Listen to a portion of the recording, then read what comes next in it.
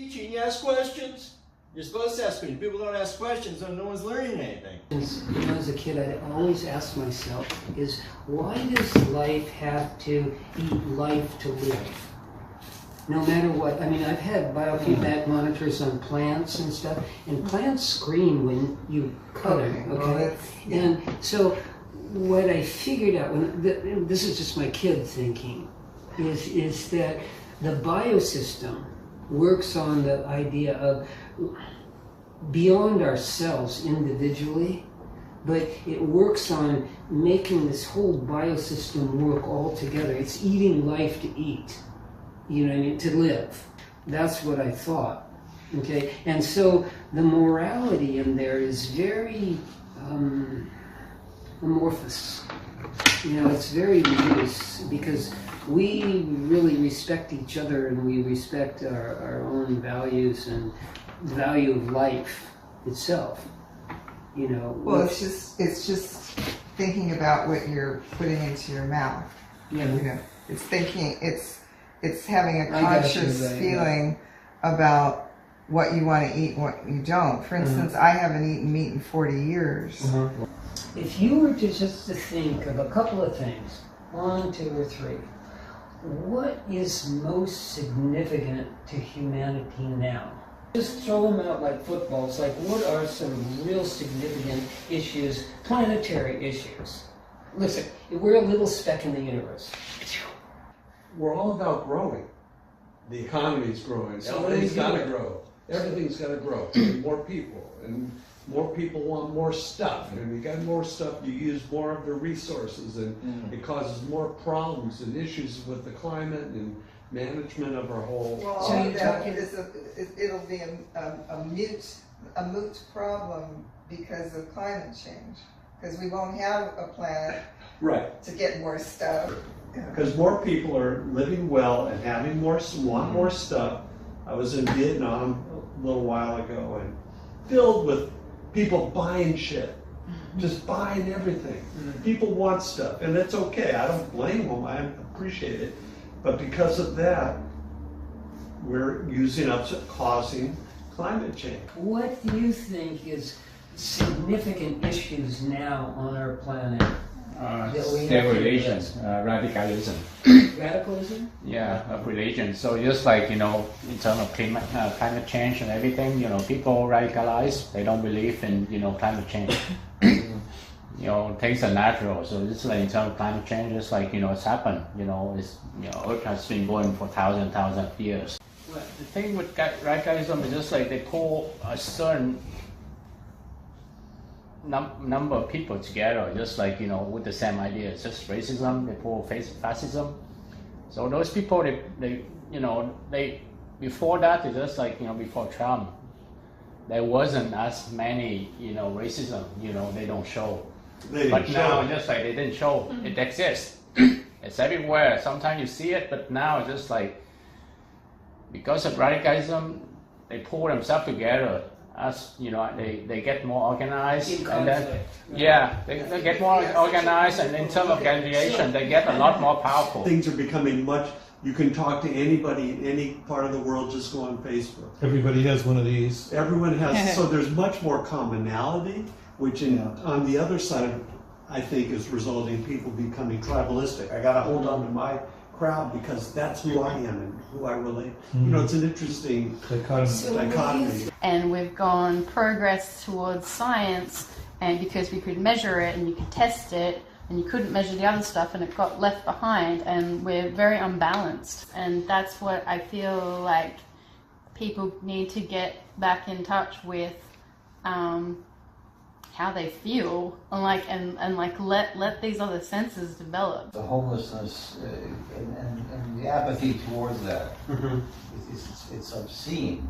You know, I mean, that really does bug me because I'm a bus person, so I walk a lot, and I think if politicians would walk and see what's going on the streets, they would have a different situation. Empathy, yeah. That's a lack of empathy, lack of compassion. What do you think of global significance right now is really important? Yeah, I think of two things, and similar to what you were just mentioning with regard to humanity, I think one of the most challenging and complex issues that we haven't had a solution for and probably won't is personal apathy. And it almost is related to all of these issues. If we are talking about the sustainability of our planet, if people are apathetic, then how does that get resolved? If we are in control of our planet, as we think we are, if we are apathetic and we choose not to invest in solutions. And then with regard to our environmental condition and our environmental surroundings, I think very much about a shortage of water and an increase of waste and the lack thereof of management.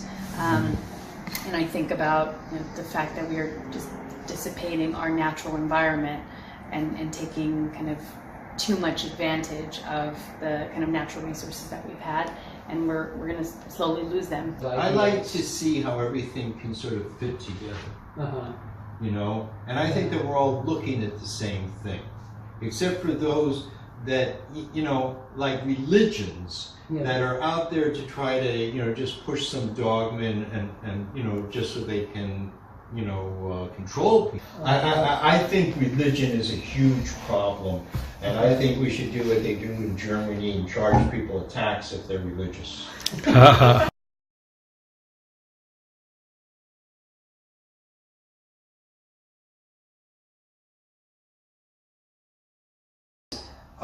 The tree of life is not just a human form. It is, I like to call it a Kabbalistic atom. That it's actually a way that all things are created. And that's why we're in this form. Because we live in a world which is also a tree of life.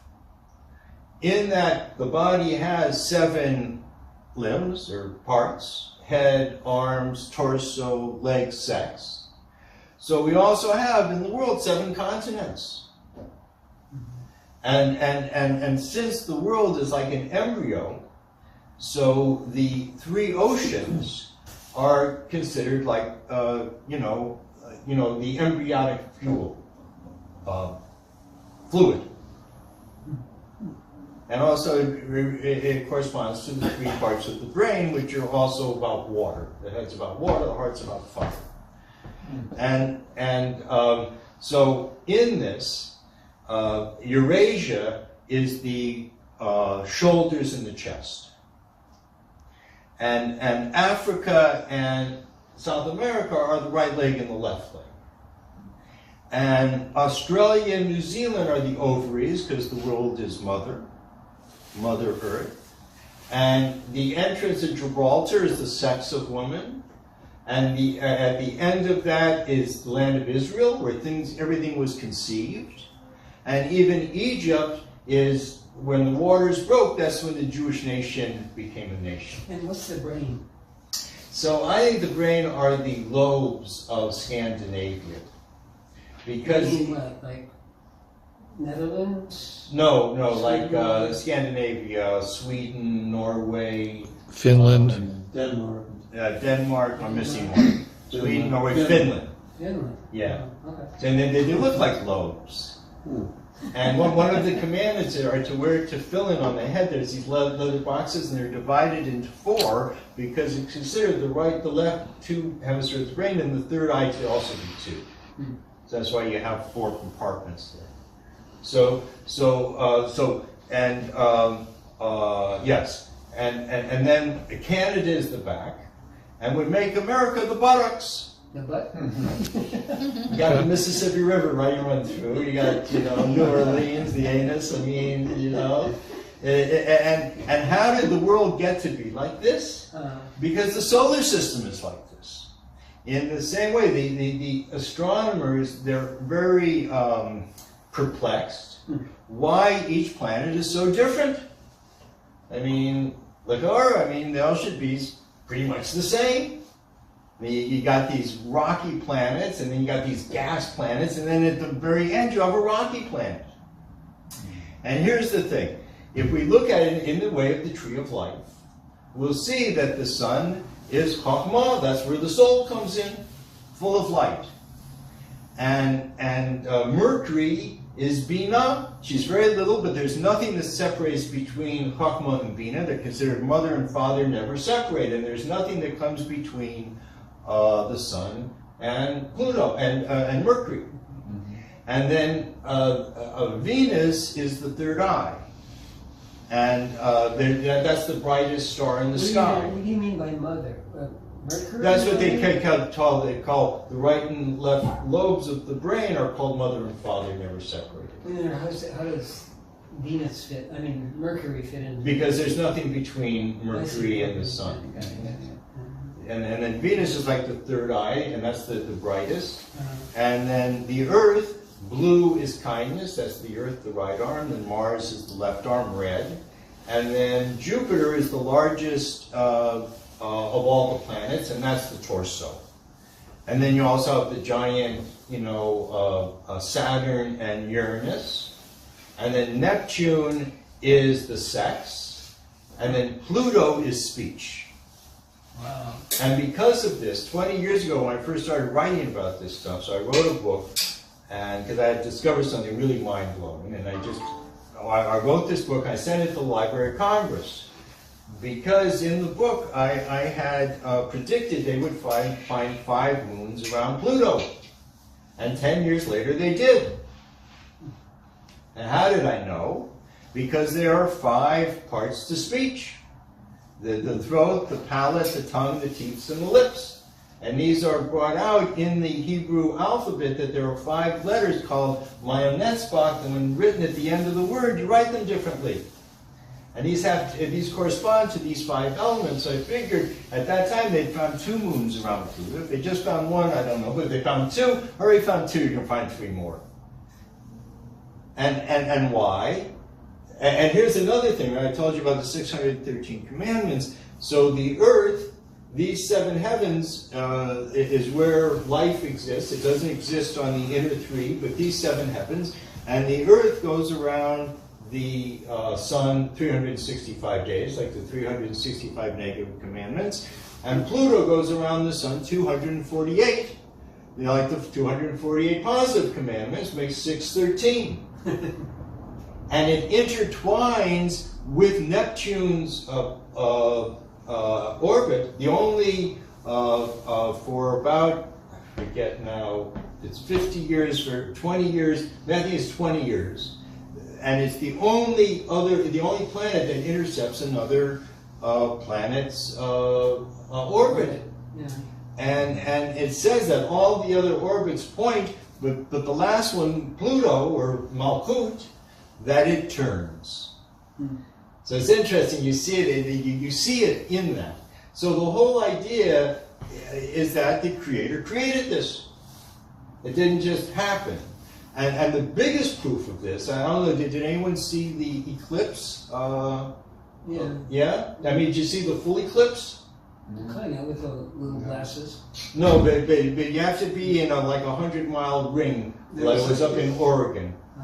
I thought there was one in Kansas or... Yeah, well, it went through actually the Bible Belt. Right.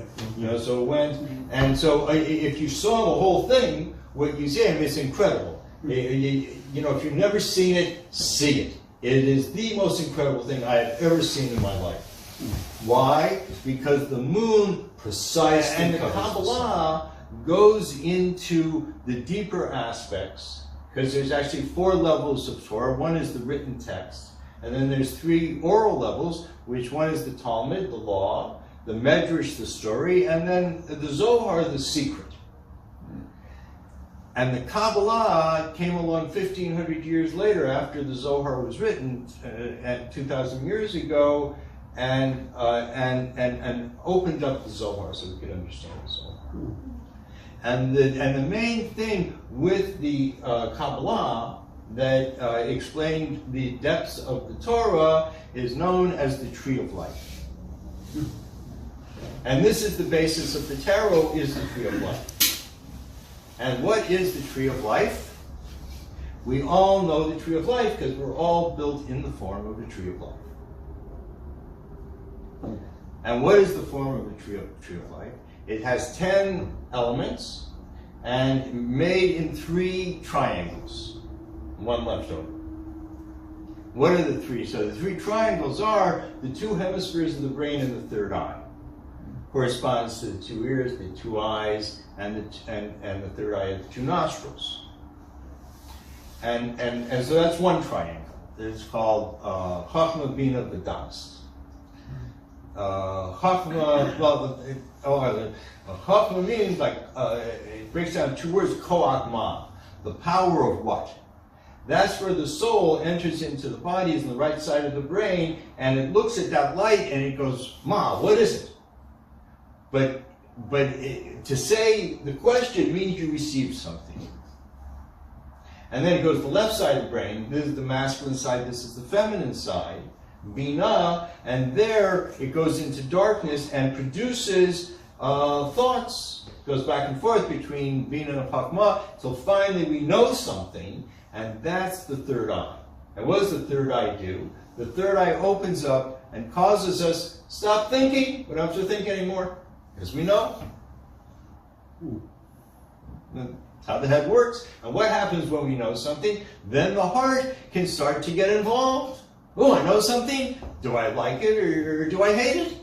Those are basically the 2 emotions that we have. And then the heart is told that from the head. The head sees and hears and smells and says, I love it. And the heart then starts pumping away. You have this another triangle of the arms and the torso. And the right arm is kindness, right? We tend to give with the right arm, because that's the kind side. And the left arm, that's the male side, the going out, and the female side is the going in.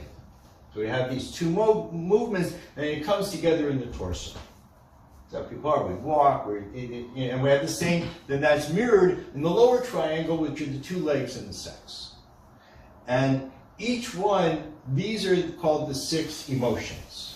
There's one emotion of going out from the side of emotions, of hands, or going in, kindness, severity, and then this is beauty and truth.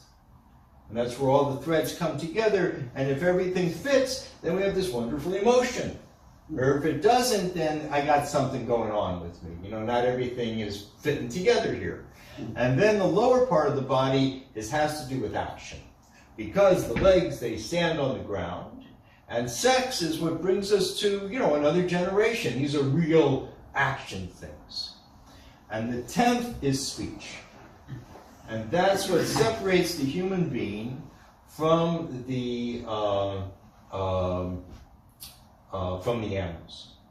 That the animals, they have emotional speech, but they can't articulate thoughts into speech. That's a human thing. And everything else, we're like animals, or we can be like animals. You know? But that's the thing that's real special about us. Even though the angels sometimes speak, but they speak, they're not articulating ideas, they're just speaking what comes through them. You know, there's even stories in the Torah where animals speak. You know, like the talking horse. You know, there's actually a donkey who speaks. As a way for God to say, you know, I can put the words into anybody's mouth. You know. So anyway, so this is the tree of life. What do you do with that? That's why I tell people that the tarot card reading, you know, there's a spiritual language. When you take the cards randomly, that allows your soul to speak. And so what do you do? Do you then I help the person understand what the message is. Read the message. We read the message together. And for example, what does that do for the person? Well, a lot of times people look at that and they go, wow, man, that's really what's happening in my life. So it's like a realization? Yeah, or just a clarity that, yeah, I see, because when you think this is what's happening, then you see it in the cards, so it gives one, you know, a kind of strength to go forward. I see.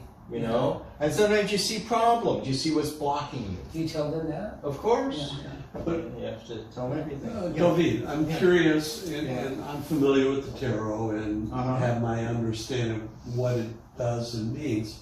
But I'm curious on how the Kabbalistic approach to tarot would be different or distinct from other people. Yeah.